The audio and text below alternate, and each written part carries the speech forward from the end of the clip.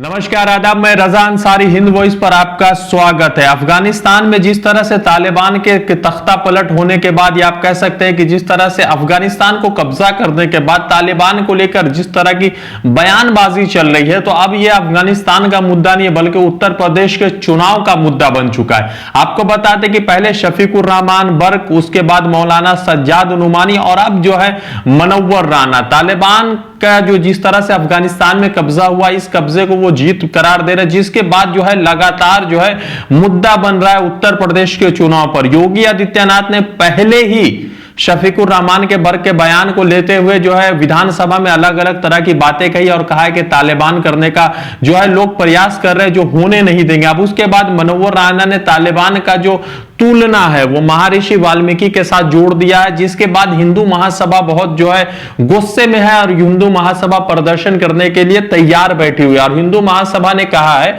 कि अगर मनव्वर राना पर किसी तरीके से कार्रवाई नहीं की गई तो वो उनके घर के बाहर जो है प्रदर्शन करेंगे और मनव्वर राना जैसे लोगों पर जो है लगाम कसना जरूरी है, ये हिंदू महासभा कह रहा है। अब सवाल सबसे जरूरी ये हो गया है कि इंडियन मीडिया, या जिसको आप गोदी मीडिया कहते हैं, वो तालिबान के मुद्दे पर इतना बहस कर रहा है, या तालिबान के मुद्दे को, या तालिबान के जो भी आप कूर्ता कह लीजिए, उस मुद्दे पर इस तरह से बातचीत कर रहा है जैसे वो उनके घर का मुद्दा बन चुका है। ये गोदी मीडिया उस वक्त बहस नहीं कर रही थी जब हिंदुस्तान में लोग सड़कों पर खड़े थे, जब हिंदुस्तान में बच्चे अपने मां को खो दे रहे थे, जब कोरोना काल में गंगा जी में लाशें बह रही थी। ये गोदी मीडिया उन मुद्दों पर बहस नहीं कर रहा है, मगर जैसे शफीकुर रहमान बर्क, मौलाना सज्जाद नुमानी और मनव्वर राना जैसे लोग जब कोई बयानबाजी करते हैं, तो इस बयानबाजी के बाद जो है इंडियन मीडिया या गोदी मीडिया निकलती है और हिंदू महासभा तो सबसे पहले निकलती है। और हिंदू महासभा ने कह दिया है कि वो प्रदर्शन करेंगे और प्रदर्शन से जो है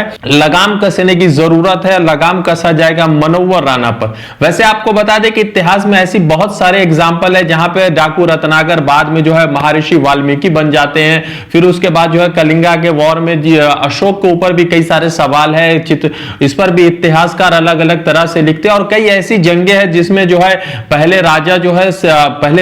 बाद में राजा बनते हैं और पहले वो जो है साधारण व्यक्ति होते हैं, या ऐसे व्यक्ति होते हैं जो घर से बाहर होते हैं। इस तरह की बहुत सारे हमारे जो है इतिहास में एग्जाम्पल या इस तरह की बहुत सारी तुलना हमें देखने को मिलती है। तो सवाल सबसे जरूरी है कि जिस तरह से उत्तर प्रदेश का चुनाव करीब आता जा रहा है, हिंदू मुसलमान का मुद्दा फिर से गरमाना शुरू हो चुका है। अब सवाल सबसे जरूरी है कि क्या इस तरह के बयानबाजी से उत्तर प्रदेश का चुनाव थोड़ा सा कठिन हो रहा है। वैसे समाजवादी पार्टी इस बयान को लेकर एकदम चुप्पी साधी हुई है। समाजवादी पार्टी की तरफ से कोई भी ऐसा बयान नहीं आ रहा है जिससे उनके पार्टी को, छवि को नुकसान पहुंचे या उनके पार्टी को नुकसान पहुंचे। अब सवाल यह है कि मनव्वर राना का बयान, उसके बाद जो है शफीकुर रहमान बर्क का बयान, फिर जो है सज्जाद नुमानी का बयान किस तरह से उत्तर प्रदेश के चुनाव में एक अहम रोल प्ले करेगा, वो तो जनता डिसाइड करेगी। मगर इतना जरूर है कि इन बयान की वजह से हिंदुस्तान की राजनीति फिर से गर्मा गई है और फिर से एक नए मुद्दे की तरफ जो हिंदुस्तान का सियासी डिबेट, या आप कह सकते हैं कि मीडिया डिबेट जा चुका है।